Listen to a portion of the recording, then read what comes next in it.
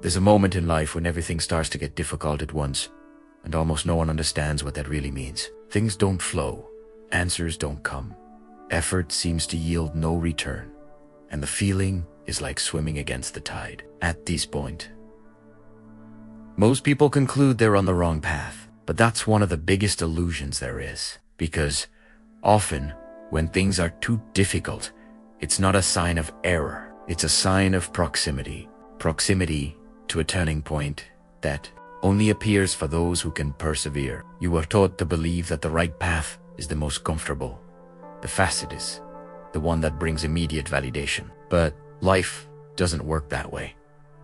If it did, everyone would arrive. What almost no one tells you is that the most confusing, tiring, and silent moments often precede exactly what you are trying to build. And not because life is cruel, but because it tests who is willing to sustain what it asks. When everything starts to weigh you down, your mind goes into conflict. You question your choices, doubt yourself, start looking around and comparing your pace to others. You see people seemingly moving faster, with less effort, and the temptation to give up grows. This is where many stop, not because they lack ability, but because they interpret fatigue as failure.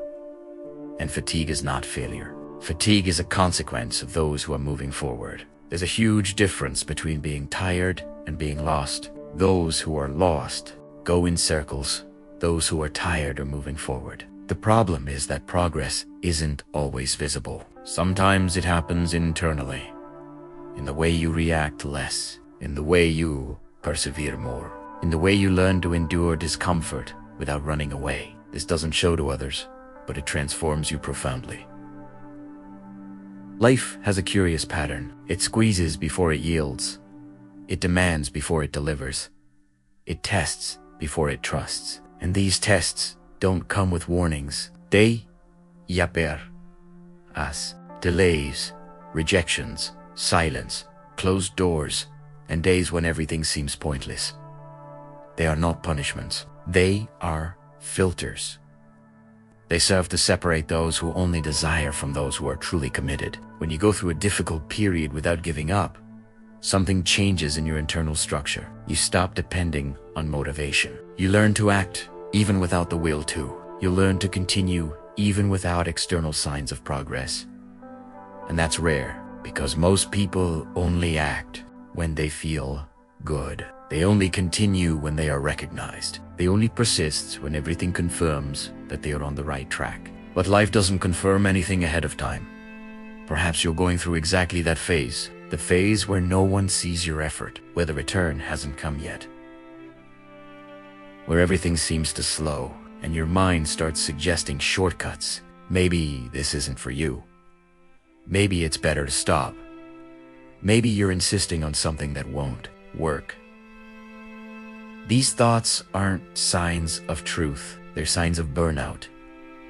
And burnout is part of any real construction. What differentiates those who succeed from those who give up is not talent, luck, or intelligence. It's the ability to persevere when the circumstances are unfavorable, when there's no applause, when there's no encouragement, when the only thing sustaining you is the decision not to stop. This silent decision, repeated day after day, creates a strength that cannot be taught, can only be developed. There's a specific point in almost every journey where a person is closer to the result than they imagine, but feels further away than ever. This happens because ultimate progress requires a more solid version of who you are. And while that version is still forming, reality seems to resist, not to push you away, but to prepare you. The problem is that nobody warns you when you're one step away. There's no sign, no signal, no guarantee. All that exists is exhaustion and choice, to stop or to continue.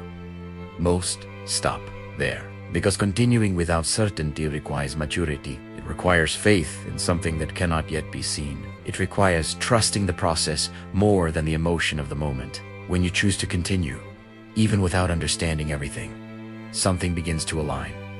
Not explosively, but consistently. Small internal changes generate big external differences over time. You start making fewer mistakes. You sabotage yourself less. Less energy. what doesn't matter. And this creates space for what needs to happen to finally find you prepared. The difficult part isn't walking when everything goes right. The difficult part is maintaining your composure when nothing confirms your choices. It's sustaining discipline when no one demands it. It's respecting your own process when the world seems not to care. But that's precisely where a character is formed, and character is what sustains any achievement in the long run.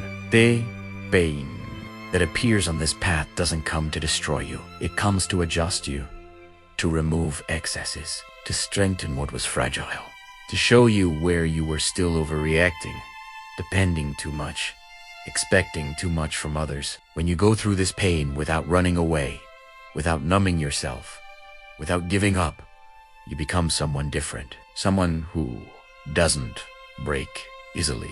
While many flee from discomfort, those who remain learn. They learn to breathe deeply. They learn to wait. They learn to observe before acting. They learn that not everything needs an immediate answer. They learn that some things resolve themselves when you don't interfere with anxiety. This silent learning is what makes someone reliable in their own life. Over time, you realize that the difficulties don't diminish because you've become weaker, but because you've become stronger. What once seemed unbearable is now just a challenge. What once threw you off balance now only demands attention. And this change doesn't happen suddenly. It's the result of persistence on ordinary, difficult, and invisible days. Perhaps today you're tired of hearing that you need to endure a little longer, that you need to be strong, that you need to keep going. But understand one thing. Persisting isn't about forcing yourself. Persisting is aligning effort with purpose. It's knowing why you started. It's remembering who you want to become. It's understanding that stopping now doesn't spare you the pain. It only postpones facing it. Life doesn't respect those who give up easily.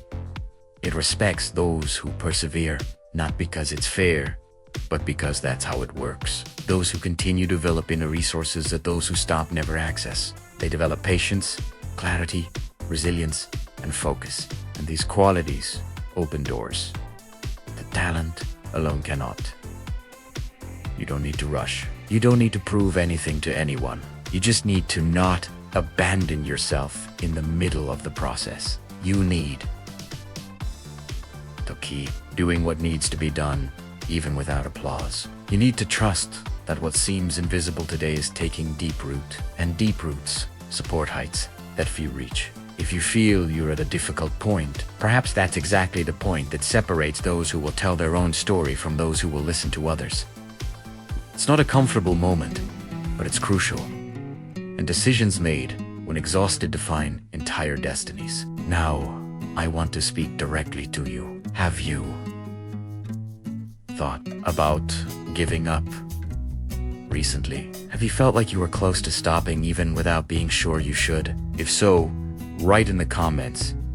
Not as a venting session, but as a commitment not to abandon the process before it reveals what it's preparing. If this content made sense to you, leave a like, subscribe to the channel, and share it with someone who needs to hear this now. Because those who learn to keep going when everything seems lost discover, sooner or later, that they were much closer than they imagined.